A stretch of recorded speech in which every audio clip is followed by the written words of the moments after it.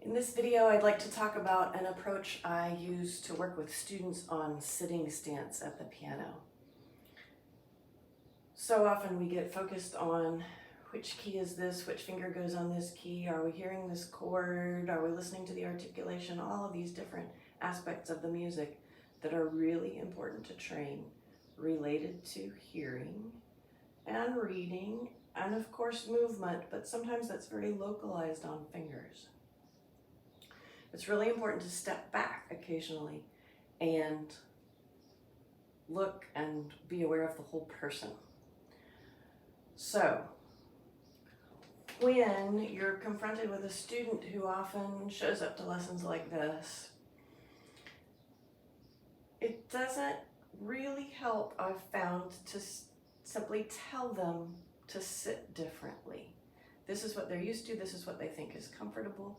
A question that I use that usually has an immediate result is I'll ask them, how tall are you? And automatically it brings their awareness to themselves. It's not like I'm the parent or teacher telling them they need to look different. I'm asking them, what are you? How are you? How tall are you? And then they sense themselves differently.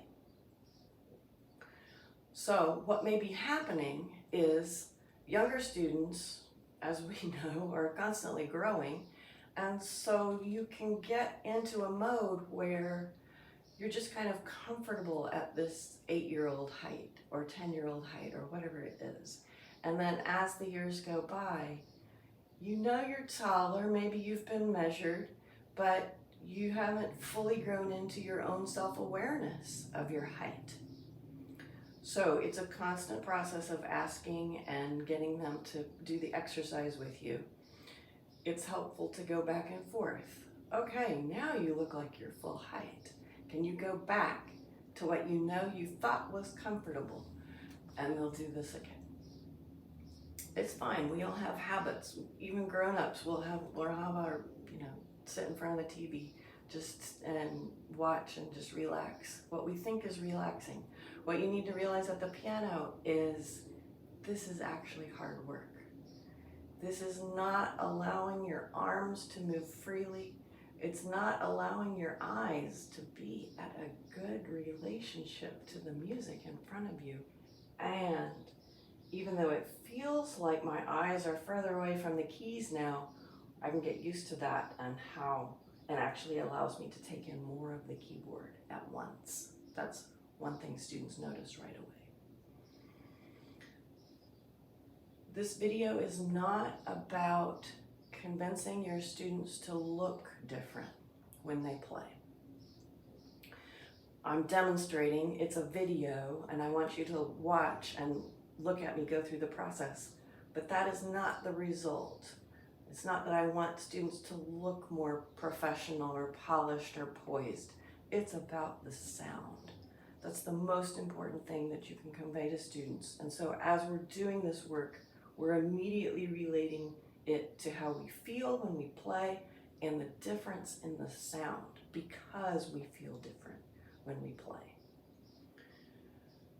So let me give you an example. If I come down here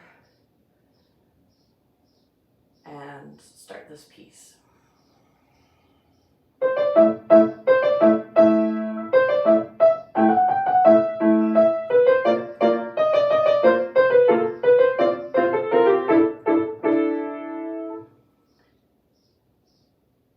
That sounded all right. I have a trained ear. I know what I want it to sound like.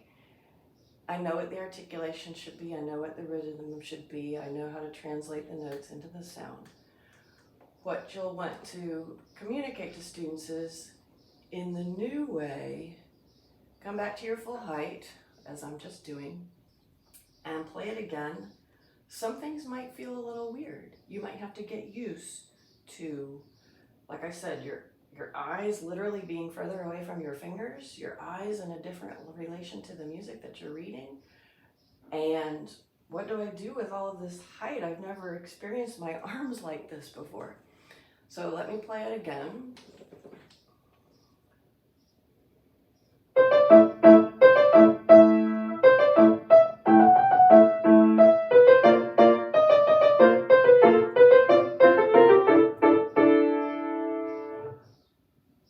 even I felt like I was kind of trying to get used to certain things after I had just played it in the reduced mode. So I was processing a lot of information. Oh yeah, this feels like I can move so much more, but I'm not even sure what I'm going to do with it yet. But on the whole, it should have a freer sound. It should feel like the rhythm flows better. I'm able to work with the rhythm in a different way. It's not so rigid.